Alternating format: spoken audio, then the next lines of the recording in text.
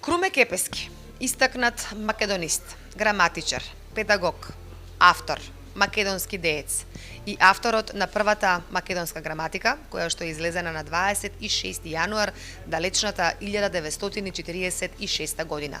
Токму оваа година се навршуваат 80 години од пишувањето, од издавањето од печат на македонската граматика, која што еве изгледа вака.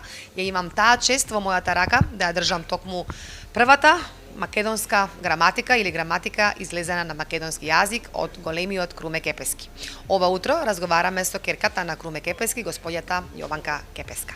Добро ви утро, господјо Кепеска, ви благодарам што ова утро сте заедно со нас, со нашите гледачи.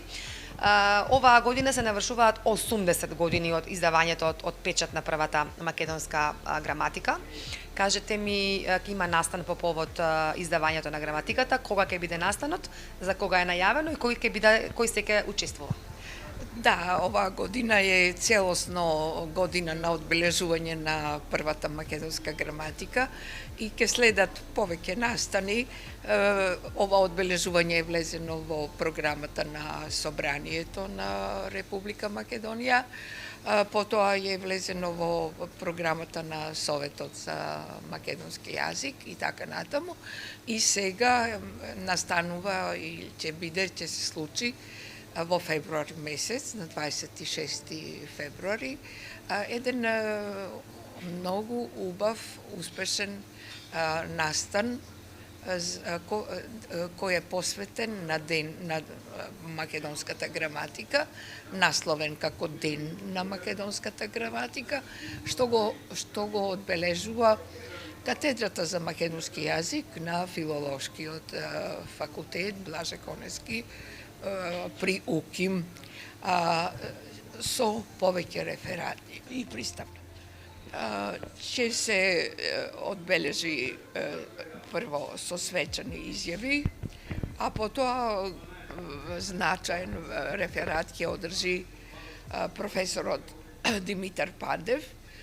Исто така и мој прилог ќе биде на овој ден. Бидејќи јас доста посветив време на средување на архивата на неговата интелектуална заоставштина и обележавме многу артефакти, некаде околу 1540 артефакти, и се забележа во таа архива дека многу материјали не успеал за свој живот да ги приреди, така што се произлегоа 2 книги од таа заоставштина околу неговите интелектуални заложби кои се одвивале колку во предвоената Југославија, толку и во повоениот период, целиот период на изградба на македонскиот литературен јазик, и тие книги вкупно се 7, за кои јас имам голем придонес, бидејќи обезбедував материјали да се случат тие книги, а и самата сум автор на 2 книги од тие 7, кои се едната е за необјавените материјали на професорот Круме Кепески, а другата е мој приод кон неговото дело. Но јасно дека јас покрај тоа што некаков морален долг чувствувам, јас имам и морам да кажам и аманет да се погрижам. Тоа беа и последните зборови на мојот татко пред самата смрт, да се погрижам за делото. И во таа смисла мојот напор во овие пензионерски денови е да се некако среди тоа дело и да се понатаму да живее, да се прикажи за јавноста. Покрај се разбира моите други интелектуални определби, за кои добив време со пензионерските денови, да можам да си ги остварам, и тие се однесуваат повеќе на синтетизирање на моите научни сознанија, научни истражувања во мои книги, авторски книги, некаде околу 8 авторски книги се, но во пензионерскиот ден се случија 2 книги кои што ги објавив. Но мојата преокупација е за некое поедноставно, јавно, како да речам, презентирање на некои научни сознанија од социјалната теорија, во која сфера јас работев, преку кратки текстови кои што ние ги нарекуваме колумни, се случија некаде околу 300 до 400 колумни во јавниот печат пред се, огласување околу некои актуелни теми. Се разбира, тие се текстови кои имаат во основа научна содржина, меѓутоа и актуализација, свртување внимание на јавноста околу да се бараат можни решенија околу поставените проблеми и се разбира однос према политиката. Тоа е смислата на публицистичката дејност која јас со големо задоволство ја извршувам и ден денеска. Значи, вие во својата сфера сепак го остварувате аманетот на вашиот татко Круме Кепески, го проложувате преку вас, живее еве неговиот лик и дело. Што значи да се биде потомок на Кепески?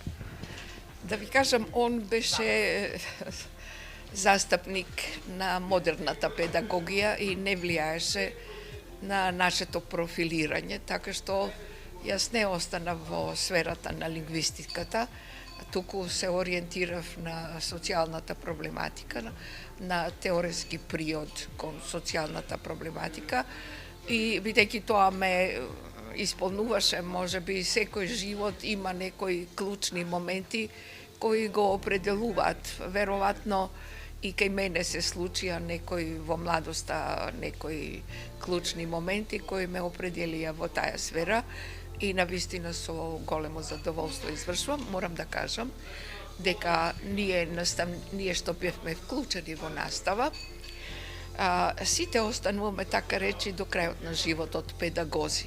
Значи, нашето сознание да го пренесуваме во јавноста, да го пренесувам, да не остане неосознаено, и во таја смисла ние имавме и обврска, сите професори имаја обврска за јавна педагогија. То значи за јавна педагошка работа. То значи освен своето дело што мораја да го засниваат врз знаење, мораја и да го пренесуваат тоа знаење како педагошка обврска. И тука се исцрпуваат и моите активности преку тие колумни, мали текстови, така да речам.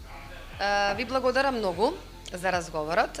Сакам само да закажам повторна средба со вас. Тоа ќе биде многу брзо на 26 февруари, кога ќе се одржи и официјалниот настан по повод 80 години од издавањето на македонската граматика. Ви благодарам што во утро бевте заедно со нас. Благодарам на вас, Ирена, и на телевизија, Алфа телевизија, да.